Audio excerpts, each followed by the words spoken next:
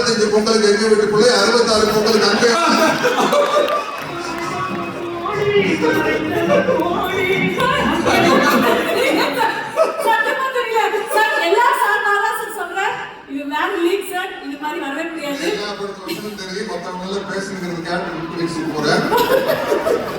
ஒரே ஒரு பாத்தியார் புரட்சி தலைவர் எம்ஜிஆர் தான்.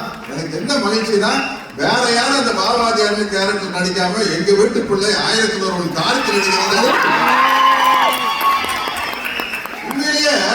உண்மையில சொல்றேங்க, ஏதோ கார்த்தியா இருந்த கேட்டு விட்டு போனா போது 1001 அப்படிங்கிற டைட்டிலுக்கு வேற யாராச்சும் எடுத்துருந்தாங்க குப்பு குப்பு குப்புன்னு எரிஞ்சிருக்கு. நம்மளால போனது சரிப்பா நம்ம கார்த்திகாமா 1001 நடிச்சுட்டு போட்டுப்பா அப்படின்னு விட்டு பரவாயில்ல, நிறைய இடத்துல பாஸ் ஆயிட்டீங்க.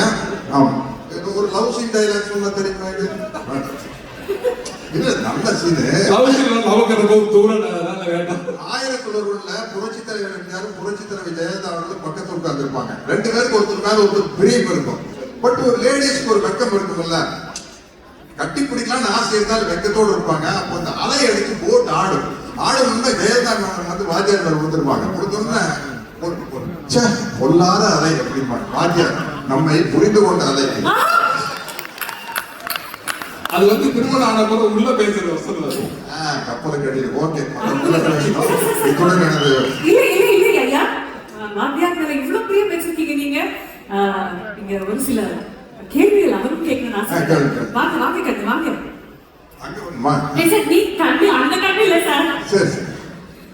தம்பி சத்யராஜ் எப்படி இருக்கீங்க? அண்ணா நல்லா இருக்கேன், ரொம்ப நல்லா இருக்கேன். உங்க ரசிகர்கள் நல்லா தாங்க இருப்பாங்க. ரொம்ப மகிழ்ச்சி. இந்த படத்துல தம்பி கார்த்தி என்ன மாதிரியே நடிச்சிருக்காரு. அதை பத்தி நீங்க தான் சொல்லணும். ஏன்னா நீங்க தான் என்னோட ரத்தத்தின் ரத்தம். சொல்லுங்க அண்ணா. கார்த்தி வந்து முதல் படத்திலேயே பல அவார்டு வாங்கிட்டாரு, பருத்தி வீரன் அப்படின்னு. தொடர்ந்து அண்ணா வாத்தியார் அண்ணா தொடர்ந்து 5 படம் கண்டினியூஸா ஹிட் கொடுத்த முதல் ஹீரோ கார்த்தி தானே. அந்த சந்தோஷம் இருக்கு. இல்லாட்டின்னா உங்க கேரக்டர் எடுத்து நடிச்சு பண்றதுக்கு வந்து ஒரு பெரிய தைரியம் வேணும். எங்களை மாதிரி உங்களுடைய வெறித்தனமான ரசிகர்கள்லாம் கோச்சிருக்கும் இல்லையா. பட் கார்த்தி வந்து ரொம்ப ஹோம்ஒர்க் பண்ணி என்கிட்ட நிறைய டவுட் கேட்டிருக்காரு. பஞ்சு டைலாக் எல்லாம் சொல்லி கொடுத்துருக்கிறேன். கண்டிப்பா உங்க பேரை தம்பி கார்த்தி அருமையா காப்பாற்றுவார். அதனாலதான் அவர் 1001.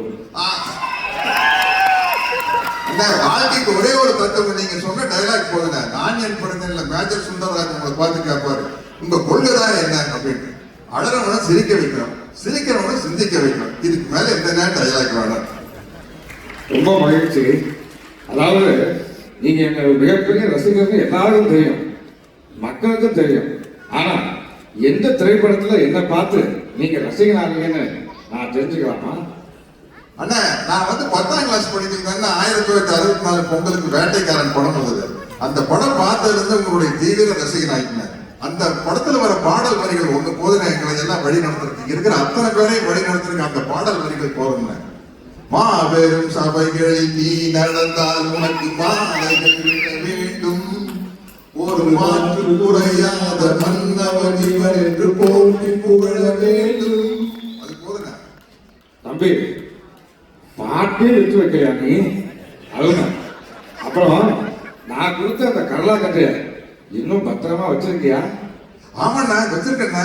ஆனா என்னன்னா நீங்க கொடுத்தப்ப அந்த கடலா கட்டி எடுத்து எக்ஸசைஸ் பண்ணிட்டு இருந்தேன். இப்ப I am 71. அதனால கொஞ்சம் கேர்ஃபுல்லா அதை தூக்கி சுத்தணும்னா சைடு கலந்துருச்சுன்னா வம்பா போயிடும். ஆனந்தராஜன் வெயிட் வைக்கலான்னு கொடுத்தேன். தம்பி தப்பிச்சுட்டாப்லன்னு நினைக்கிறேன். எடுத்து சுத்தினீங்களா படத்துல? சரி சரி, மிக்க நன்றி. ஓகே. கட்டப்பாக்கு கடலா கட்ட சுத்ததெல்லாம் ரொம்ப ஈஸி. கட்டப்பாக்கு கடலா கட்ட சுத்ததெல்லாம் ரொம்ப ஈஸி. என்னுடைய மனமார்ந்த வாழ்த்துக்கள் தம்பி. நீங்க மிகப்பெரிய உயரத்துக்கு வந்துகிட்டே இருக்கணும். என்னுடைய மனமார்ந்த வாழ்த்துக்கள். அண்ணா கட்டப்பா படத்துல எனக்கு கேரக்டர் பேருந்தது ஒரு முக்கியமான காரணம் உங்க ரசிகரா இருந்ததுனால தானே. அதனால தானே சின்ன வயசுலயே 2 கையிலையும் சிரம சுத்தி பழகிட்டேன், கத்தி சண்டை எல்லாம் பழகிட்டேன். அதனால தானே எனக்கு கட்டப்பாவை நடிக்கிறது ரொம்ப ஈஸியா இருந்தது.